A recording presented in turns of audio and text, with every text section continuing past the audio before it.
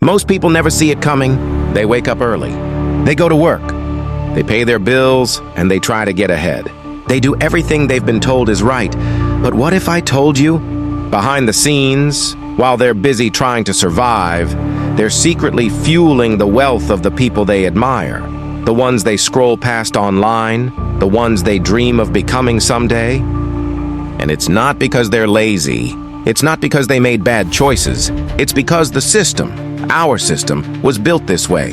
Quietly, carefully, intentionally. The middle class is the engine. They keep the money moving, the corporations growing, and the investment portfolios compounding. While they hustle from paycheck to paycheck, someone else, someone they'll never meet, is sitting back and collecting the rewards. This isn't about guilt. It's about awareness, because once you see the system, you can start to change how you play in it. You can shift from consumer to owner, from spender to builder, and that small shift, that's where quiet power begins. So let's pull back the curtain. Let's see how the middle class funds the wealthy without even realizing it. They finance everything monthly payments. They feel normal, comfortable. It's how most people live today. A new car? Just $399 a month. A new phone? 0 down, easy payments. Even couches, TVs, and mattresses sold with a smile and a buy now, pay later plan. It sounds harmless, but over time, it adds up. The middle class rarely pays in full anymore. They finance their lifestyle, one small payment at a time. And for every swipe, every signature, every low monthly offer, there's someone else collecting the interest. Where does that money go? To banks, to lenders, to credit card companies? And who owns those? Investors, shareholders, the wealthy. While one person drives a shiny new car they couldn't really afford, another person quietly earns dividends from that same car loan. One is driving it. The other is profiting from it, and it's not just cars. It's phones, appliances, even vacations. Every financed purchase turns into profit for someone higher up the chain. The buy now, pay later culture doesn't just keep people in debt, it quietly builds someone else's empire. One transaction at a time. They subscribe to everything look around. Entertainment, shopping, education, fitness. Nearly everything in life now comes with a monthly fee. Netflix, Spotify, Amazon Prime, gym, memberships, software, meal kits, even razors.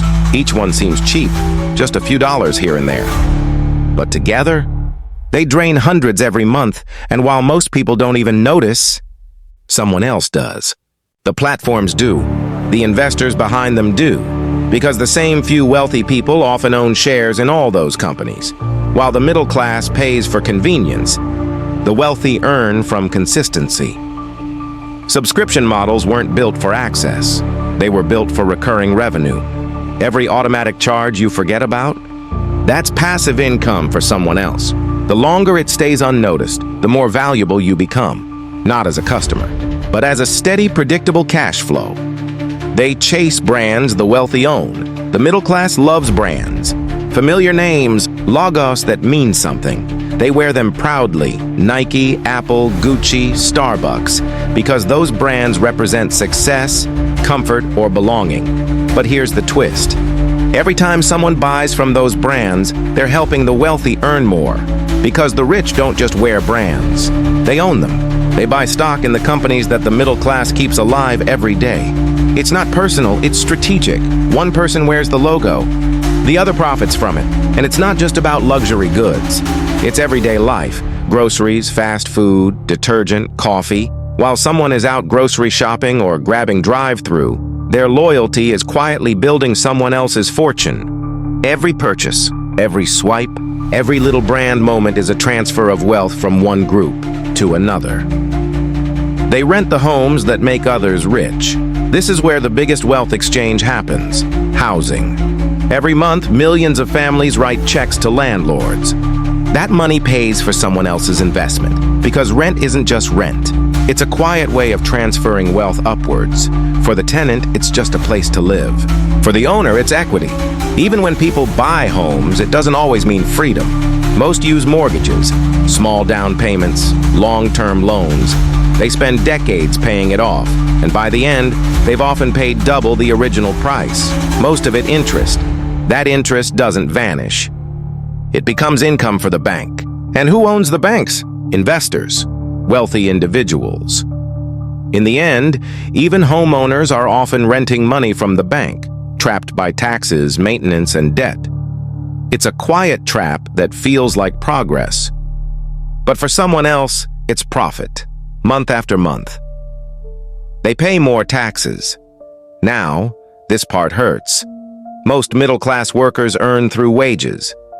That means before they even touch their paycheck, the government takes a share. Income tax, payroll tax, sales tax. It's automatic, invisible, constant. But the wealthy?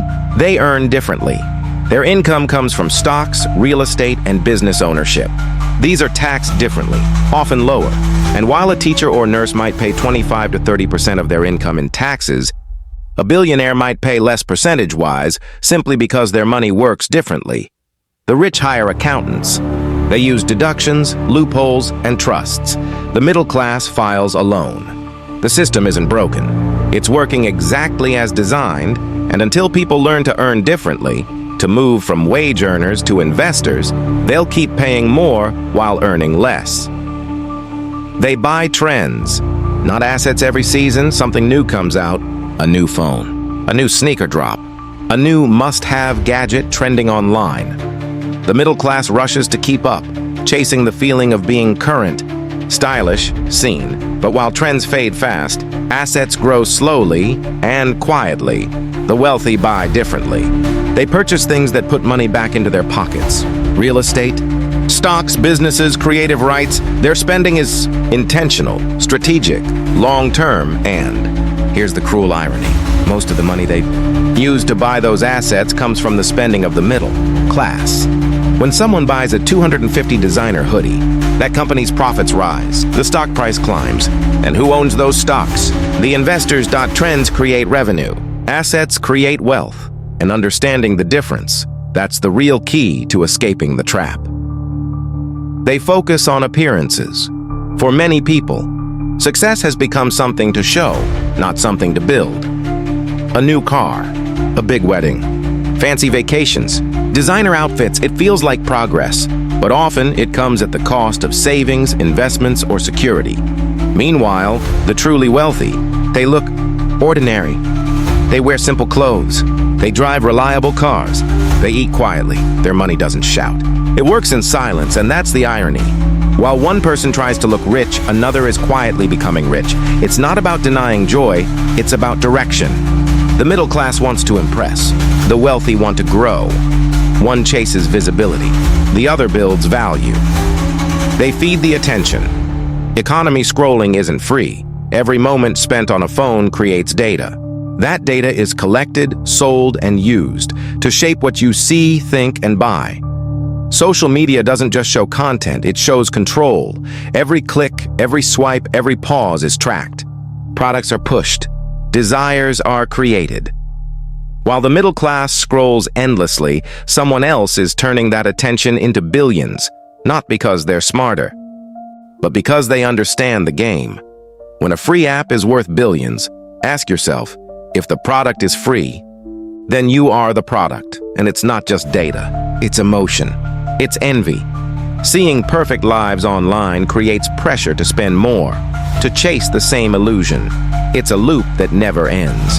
Attention creates desire. Desire fuels spending. Spending creates profit for someone else. And the more attention we give, the richer they become. They work harder but not smarter.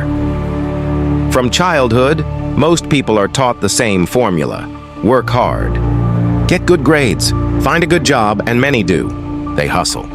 They grind. They take pride in their work. But in today's system, hard work alone isn't enough, because this system doesn't reward effort. It rewards ownership. The wealthy don't just work. They multiply. They build systems. They create income streams. They automate. They delegate. They invest. They take risks the middle class avoids because they were told to play it safe. So, while one person works harder every day, the other's assets are doing the work for them. That's the difference between labor and leverage. Working smarter isn't luck. It's a mindset. And once it's learned, everything changes. The middle class isn't broken. It's just following the wrong rules in a game designed by others. But once you see the pattern, once you understand how the system truly works, you can stop fueling someone else's fortune and start building your own quietly, intentionally, powerfully. Because the moment you stop being just a consumer and start thinking like an owner, that's when everything shifts. Don't just live inside the system. Learn to own your place in it. Because awareness is the first step to freedom.